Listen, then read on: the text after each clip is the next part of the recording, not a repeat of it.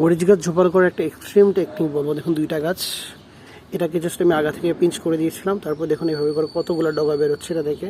এটাকেও আমি সেম করেছিলাম, এখানে পিঞ্চ করে দিয়েছিলাম, দেখুন এতগুলো বেরোচ্ছে। এখন কি করবেন, এই অবস্থা হচ্ছে যে আপনি আবারও হচ্ছে যে এই ডগাটা কেটে দিবেন। তারপরে দেখবেন যে যখন এই 8-10টা পাতা আসবে তখন এই কাজটা করবেন। এখানটাও আমি কেটে দিব। দেখুন এখন হচ্ছে যে এইখান থেকে পাতা বেরোবে, এটাতে বেশি পাতা নাই, এটা আমি এখন পিঞ্চ করে দিই কারণ পাতাগুলো কিন্তু অলরেডি নষ্ট হয়ে গেছে। আমি কীটনাশক দিই না তো এই জন্য আমার গাছের একটু খারাপ অবস্থা থাকে। দেখুন এটা আপনার এইখান থেকেও যখন ডগাগুলো যখন এত বড় বড় হবে এইগুলোকে আমি আবার পিঞ্চিং করব, তখন দেখা যাবে এইখান থেকে আরও ঝোপালো হবে, এখান থেকে আরও ঝোপালো হবে, এখান থেকে আরও ঝোপালো হবে। কিন্তু আপনাকে অবশ্যই মাঝের জায়গাটা একটু খালি রাখতে হবে, তাহলে এখানে আলো বাতাসটা প্রবেশ করতে পারবে। আর নিচ থেকে যত ধরনের পাতা আসবে সেগুলো আপনি ভেঙে দিবেন, এত তো দরকার নেই, তাই না? কারণ সব যদি ওরাই শুষে নেয় নিচের ডগাগুলোতে কিন্তু মরিচ আসে না, সেই জন্য এই কাজটা করবেন। আমার এটাতে অনেক শাখা আছে, আমি কিছু শাখা ভাবছি যে আরও কেটে দিব।